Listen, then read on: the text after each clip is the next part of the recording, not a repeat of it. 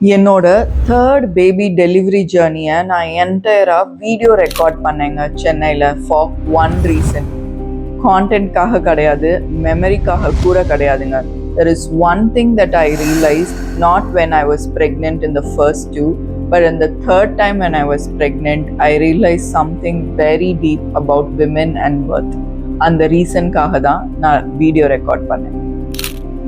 என் பேர் Keerthi Gabriel. I'm a millennial mom and an entrepreneur.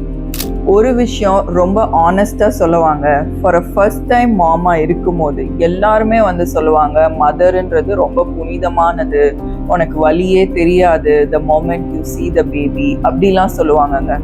ஆனால் when you go through that by yourself, உங்களோட பாடியில் அவ்வளோ சேஞ்சஸ் இருக்கும். எஸ்பெஷலி இந்த லாஸ்ட் ட்ரைமஸ்டர் பார்த்தீங்கன்னா என்னோட நோஸ் ஸ்வோலன் ஆயிடுச்சு. I have pigmentation all over my face. வாயை சுற்றி கருப்பாக இருக்குது. கான்ட்ரிங் ஃபவுண்டேஷன் என்ன போட்டாலும் அது போகவே இல்லை. கழுத்தெல்லாம் கருப்பாயிடுச்சு. And I look horrible in the last trimester for my first baby. அப்போ இது ஒரு சைடு இருந்தால் ஃபிசிக்கலாக the pain that you will be going through in the birth அப்படின்ற ஸ்டோரிஸ் தான் கேட்டிருப்போம்.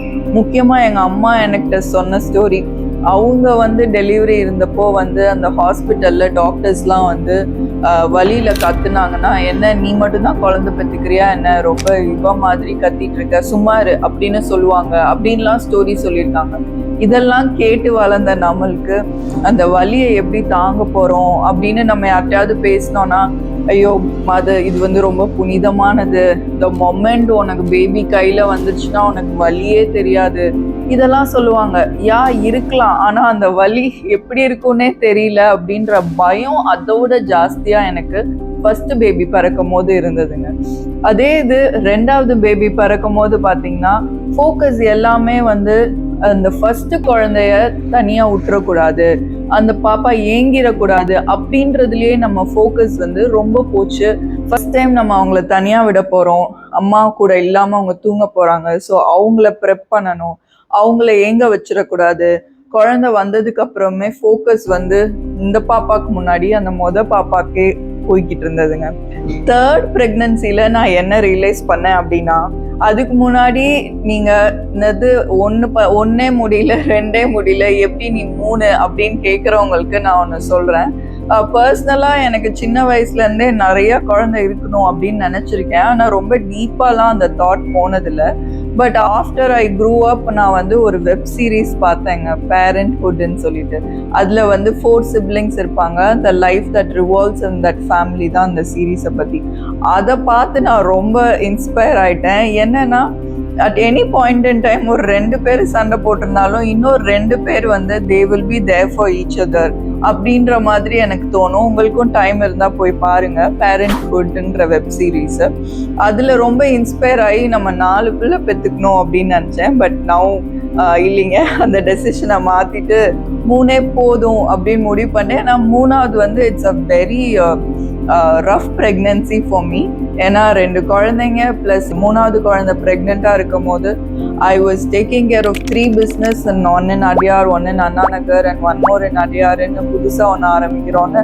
Like I was too busy and I was not taking care of my self.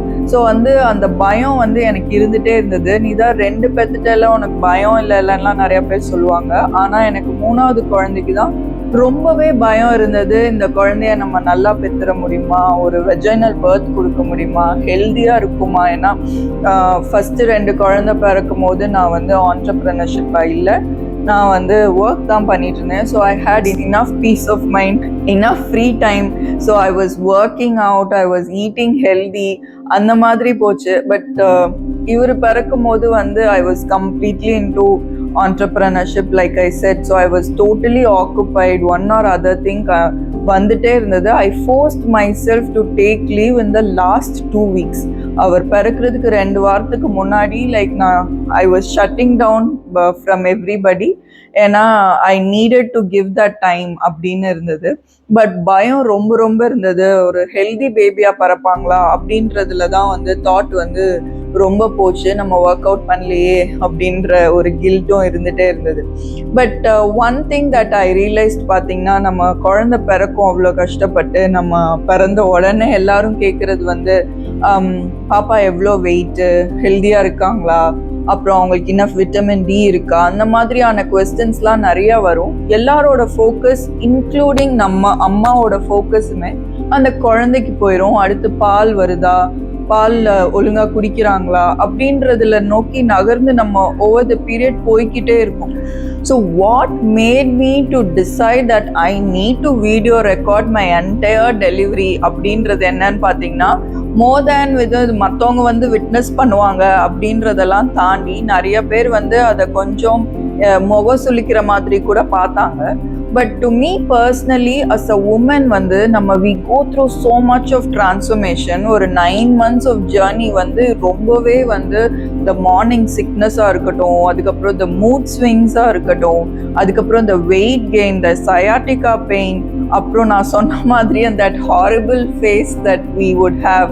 அப்படி இருக்கும் போது சில பேர் வந்து you got a pregnancy glow அப்படின்னு சொல்லுவாங்க.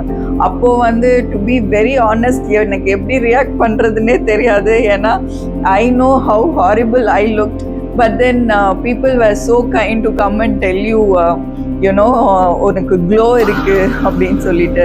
ஸோ இதெல்லாம் நம்ம கோ த்ரூ பண்ணிட்டு then we had one delivery phase. அதில் பார்த்தீங்கன்னா 20 hours of labour, 22 hours of labour. இதில் எனக்கு வந்து 20, 16, 12 இருந்தது 3 பேருக்கும். இதில் சில விமன் பார்த்தீங்கன்னா they go through a labour time ஃபுல்லாக லேபர் பெயினும் கோ த்ரூ பண்ணிவிட்டு அதுக்கப்புறமா for some reason they go through C section. So they got to go through both. Labour பெயினும் கோ த்ரூ பண்ணுவாங்க, சி செக்ஷனுக்கு இருக்கிறதையும் கோ த்ரூ பண்ணுவாங்க. சில பேர் ஒன்லி லேபர் பெயின். இந்த மாதிரி நம்ம அதை தாண்டி வரோம் அப்படின்னா உடனேவே நர்சிங் பீரியட் ஆரம்பிச்சிரும். டு மீ பர்சனலி எனக்கு out of everything in this baby journey, the nursing phase is a very difficult one. Like sleepless nights, continuously you need to feed and you get sensors varum. adukaprom adu vali irundhalum you still need to feed the baby indra push vandu it will it will make you feel so exhausted. Personally ivlo labor pain go through பண்ணிட்டு நம்ம குழந்தை பெத்துக்கிறோம் அப்படின்னா அதுக்கப்புறம் இம்மீடியட்டாவே ஒரு break கிடையாது. Immediately nursing period ஆரம்பிச்சிரும். அதில் the baby has to latch. அவங்க ஒழுங்காக லேட்ச் பண்ணுறாங்களா பண்ணலையா அதை ஹெல்ப் பண்ணுறதுக்கு ஒரு 4 பேர் வந்து நமக்கு சொல்லி தருவாங்க. அதுக்கப்புறம் யூ கெட் சோர் நிப்பிள்ஸ். அது இருந்தாலும் வலி இருந்தாலும் you still need to feed the baby. So இந்த மாதிரி கண்டினியூஸாக ஒரு உமனுக்கு ஒரு பர்சனலாகவும் ஃபிசிக்கலாகவும் சரி அந்த டிரான்ஸ்ஃபர்மேஷன் போய்கிட்டே இருக்கு. But then nowhere we can take a pause and take care of ourselves. on the goal-ஏ தான் நம்ம டேக் கேர் பண்ணிக்கணும். ஏன்னா we still need to, we are the mother for the children and we need to take care of ourselves also. So இந்த mood swing இருந்தால் கூட நமக்கு வந்து இந்த இப்போல்லாம் நிறைய போஸ்ட்மார்ட்டம் டிப்ரெஷனை பற்றி ஒரு அவேர்னஸ் வந்தாலும் it is still not there completely. ஏன்னா யாரும் குழந்தை பெக்காததா நீ பெத்துட்ட அப்படின்னு சொல்கிற மக்கள் இன்னும் நிறைய பேர் இருக்காங்க.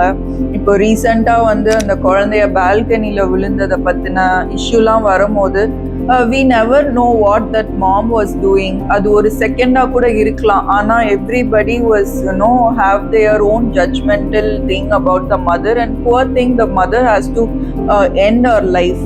இது வந்து அவங்களுக்கு இருக்கிற போஸ்ட்மார்ட்டம் டிப்ரெஷனா கூட இருக்கலாம். we never know because after baby is one hell of a ride.